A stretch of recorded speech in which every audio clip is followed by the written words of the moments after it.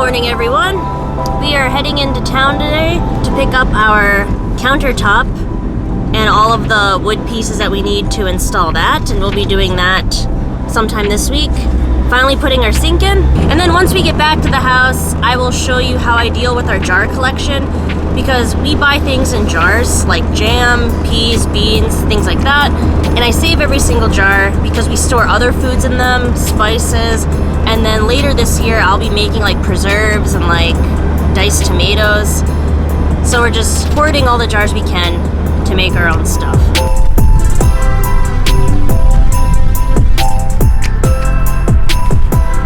Want me to help?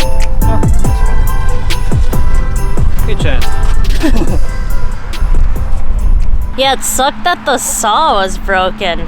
Yeah, so we couldn't get the kitchen countertop because the saw is broken in there. Which, that's unfortunate, so we'll have to come back again. Or maybe we'll call first before we come out here to pick that up.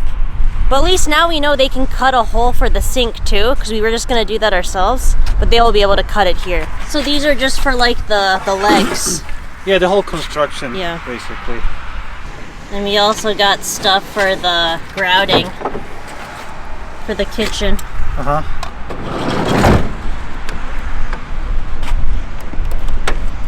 Thank you. Put the chiller. Okay.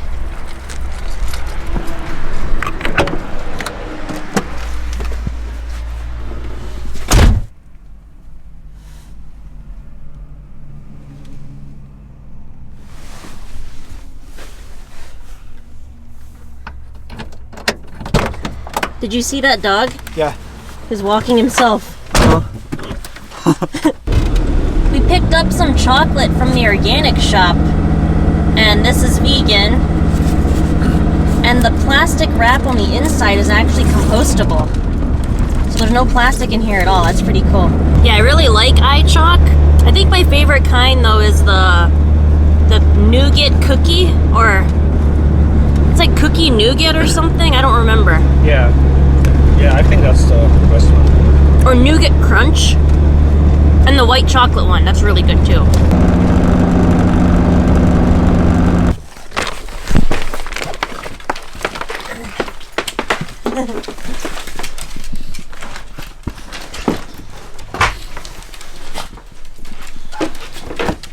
He's like, you made it!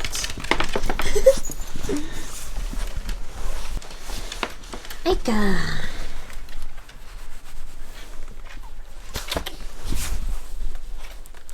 So we try to avoid plastic packaging with food, so we still buy things in jars just because we can reuse the jars. And so things like tomato paste, I buy this in a giant jar, and then jam comes in jars. And you can recycle glass fully, but I would rather just hold on to every single jar, because then we can make our own preserves and our own sauerkraut, diced tomatoes, stuff like that when tomatoes are in season. So I basically just collect every single jar that we use. And I've been collecting jars since we lived in Krakow.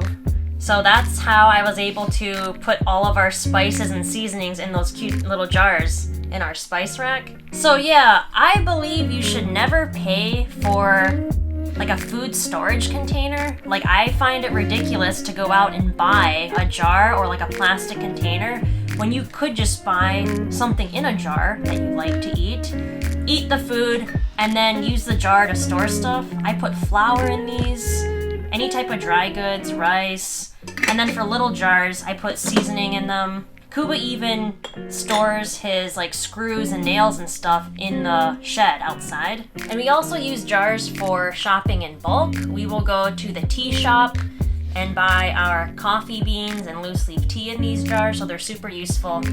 And they're free because you're just paying for the food, and then you can use the jar later. So now I'll just show you how I get rid of the labels, because this is a pain to take off when it's dry, but I just soak all of the jars in water. So I try to do this in like batches. Oh, maybe I should put the water in there too. I boiled a kettle of water so we would have warm water, not ice cold. And if I would have planned this better, we would have been warming the water on the stove all day, but I didn't plan it out like that, so I had to boil the water. Oh man, it's not even warm at all. Because Kuba brought this water in just now from outside, so it is ice cold. That's okay, it'll still work. I don't know if the soap is absolutely necessary, but I feel like it helps the labels come off, like, easier. And then it does help suds the water a bit so I can wash the jars too. Well, it looks cool, so. The soap is like milky, yeah. See, this is a nice jar. How cute is that? And sometimes, yes, I do buy things just because of the jar. Yeah, these are mainly like jam jars, so once we make our own, then we won't have to buy jam jars anymore. And the reason why we're buying the chickpeas and stuff in jars is because we can't find them dry, not packaged in plastic, so I would rather buy them in a jar and keep the jar, reuse the jar, than buy the chickpeas in a plastic bag. Oh, this was a good jam. What was that? It was the plums with chocolate. Oh yeah. It's like a holiday jam. Yeah, with cocoa. Some of these jars don't have labels on them, but I'm gonna wash them anyways, because I need to wash them. Use up all the water. Okay, so now I'm gonna let these jars soak. Maybe we can try 30 minutes of soaking? Normally I just let them soak for like hour, 2 hours, 3, while I'm doing other stuff during the day. But because of time, we're going to see if we can do it in 30 minutes only. My penguin.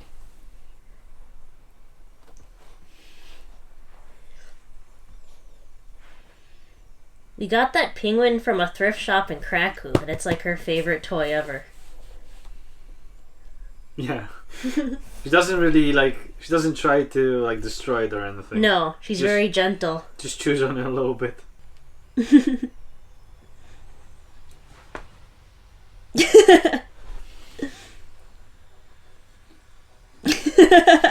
So I really like these little tomato paste jars, so I just fill them with tomato paste from the big one, and then I'll freeze these. And usually it's cheaper to buy like foods in bulk, so if you can buy the bigger one, you'll save some money, and then you can just portion it out like this.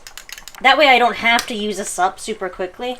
You can also do this with like ice cube trays, but I'd rather not use an ice cube tray because we don't have one right now.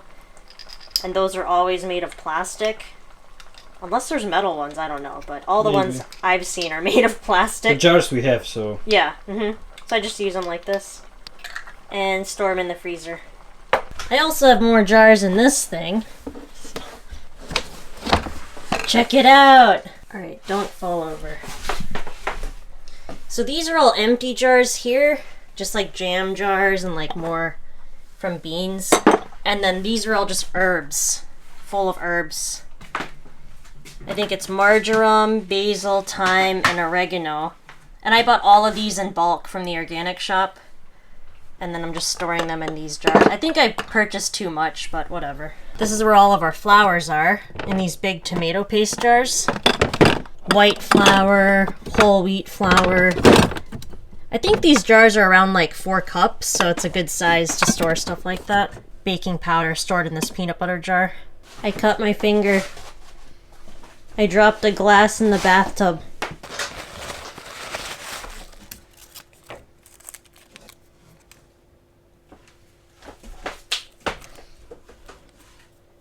Here's a paper towel with my blood.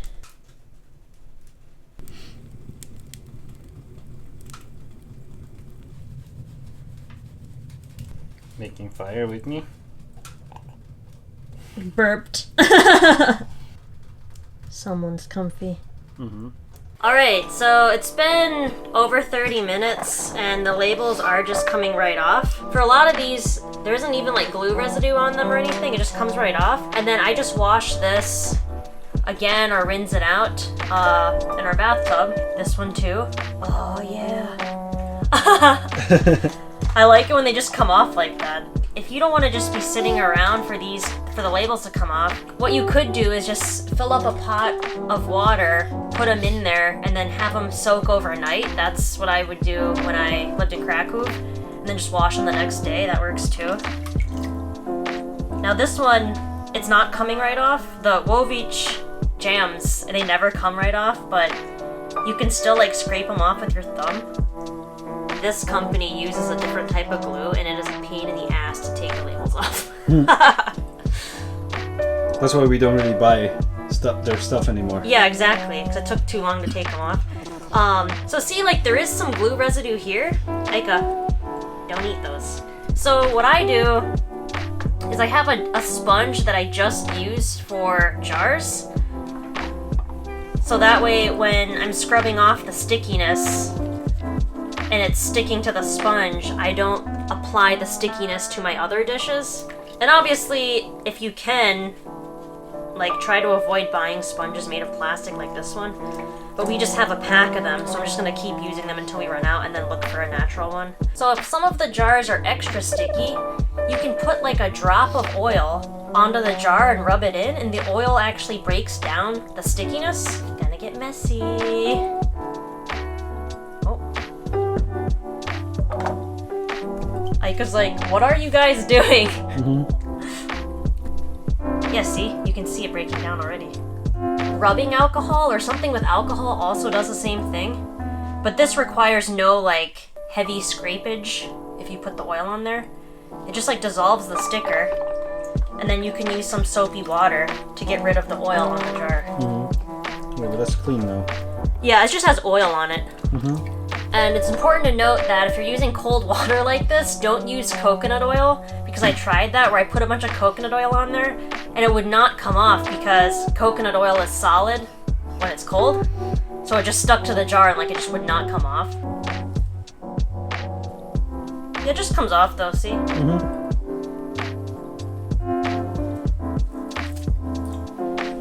Now if you don't mind the labels, you can just leave them on there, but I want them all to be label free, so I just scrape them off. But that's it. If you have any tips for getting rid of labels, let me know, because maybe I'm not doing it in the most efficient way, but this is how I like to do it. Also making dinner while we were doing the jars. This is a new recipe on the way, so I'll share it later. Down the road. Smells good. Yeah. Oh, I should set a timer.